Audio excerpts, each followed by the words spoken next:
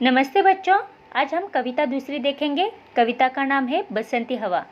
बसंत ऋतु में बहने वाली हवा, इसलिए उसे कहा गया है बसंती हवा।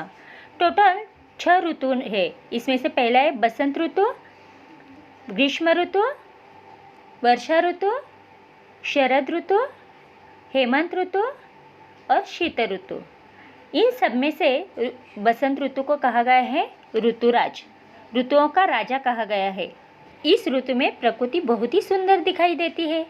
पेड़ पौधों पर नए फूल पत्ते आ जाते हैं। चारों ओर सुगंधित खुशबू फैल जाती है। खेतों में फसल भी लहराती है। इस ऋतु में अधिक ठंडी नहीं होती और न गर्मी होती है और फसल भी बहुत लहराती है। वह बड़ा सुहावना मौसम होता है।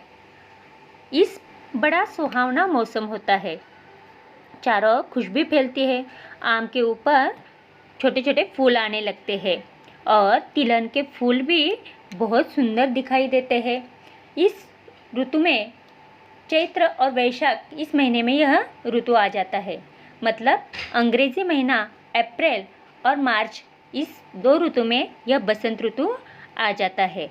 बड़ा सुहावना मौसम इस ऋतु में होता है। इस ऋतु में बहने वाली हवा को बसंती हवा कहा जाता है। हवा आपको दिखाई नहीं देती, लेकिन आप हवा को महसूस कर सकते हैं। देखो बच्चों, आज हम यह बसंती हवा कविता सुनेंगे, पढ़ेंगे और इसके बारे में जानकारी लेंगे। इस कविता के कवि है केदारनाथ अग्रवाल।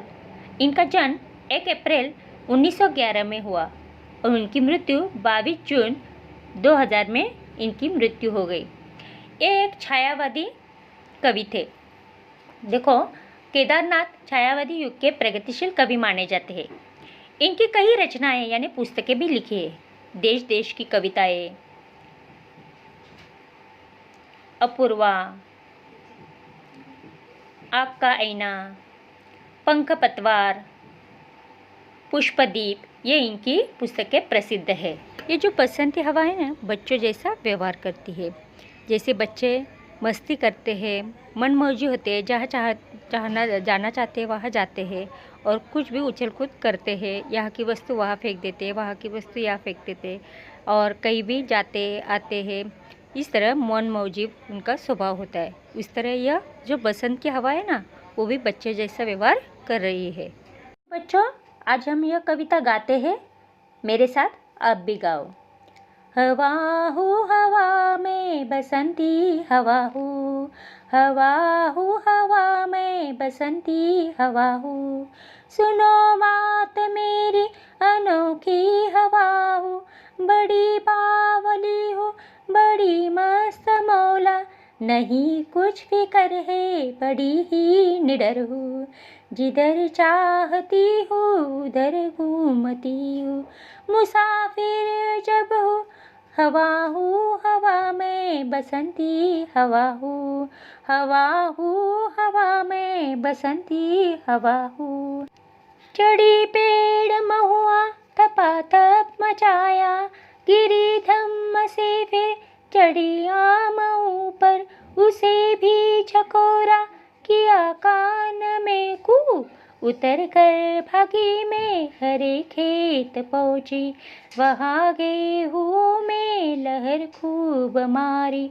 हवा हूँ हवा में बसंती हवा हूँ, हवा हूँ हवा में बसंती हवा हूँ।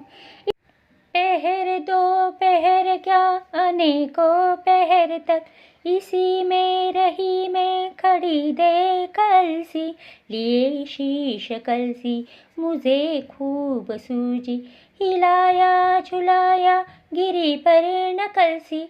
इसी हार को पा हिलाई न सरसों, हिलाई न सरसों, झुलाई न सरसों।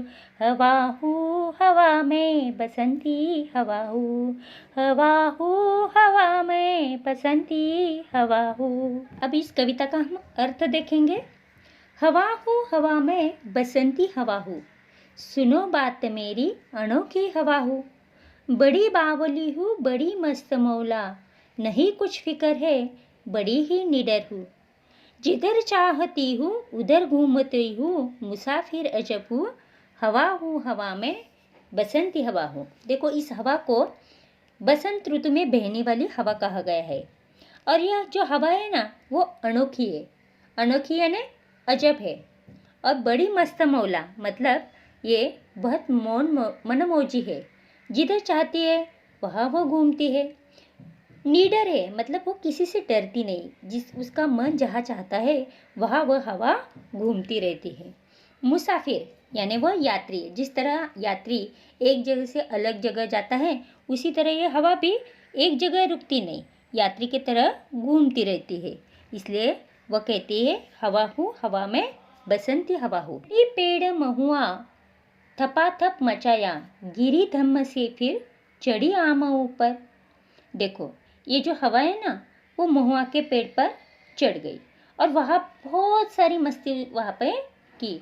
उसने थपाथप मचाया, यानी जो पत्ते होते हैं उनमें वो यहाँ से वहाँ मच गई, तो पानों की बहुत सारी आवाज़ हो गई। लेकिन पानों ने भी उन्हें ढकेल दिया, तो वो ऊपर से धम्म से नीचे गिर गई और फिर से वह आम के ऊपर चढ़ गई। उसे भी झकोरा किया कान में कू। आम के ऊपर चढ़ने पर वो शांत नहीं बैठी।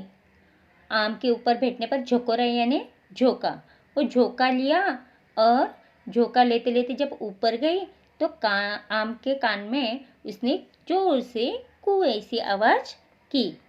अब जब आम को पता चलेगा तो इसलिए वो उतरकर वहाँ से भाग गई, हरे खेत में पहुँच गई और वो गेहूं के खेत में पहुँच गई।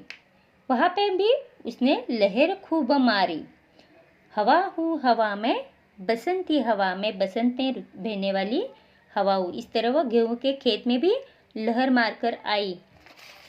पहर दो पहर क्या, अनेकों पहर तक।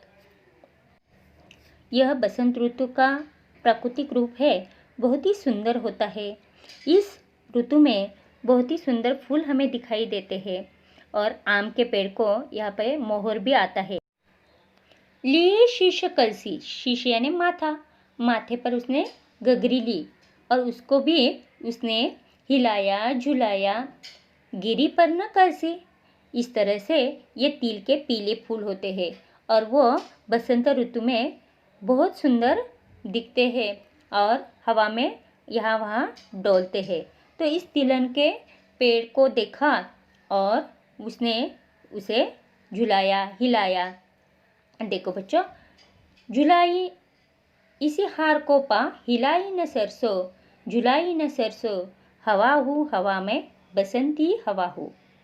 इस तरह से उसने हवा ने इस पेड़ को हिलाया, लेकिन वो सरसों नीचे नहीं गिरी। देखो बच्चों, आपके समझ में ये कविता आई होगी। इस तरह ये बसंत का बहुत ही सुंदर रूप आपको दिखाई देता है। सुंदर सुंदर फूल भी इस बसंत ऋतु में हमें देखने को मिलते हैं। अब आपको समझ में आया होगा ये कविता। इसके जो शब्दार्थ दिए हैं वो आप अपने कॉपी में लिखो। आपको स्वाध्याय दिया है, यहाँ पे लय युक्त शब्द दिए हैं और उसके बाद आपको कुछ प्रश्नोत्तर दिए हैं और उनके उत्तर भी इसमें दिए हैं। रिक्त स्थानों की पूर्ति भी आपको दी है और गृह कार्य है, आपको कविता कॉपी में लिखनी है। धन्यवाद।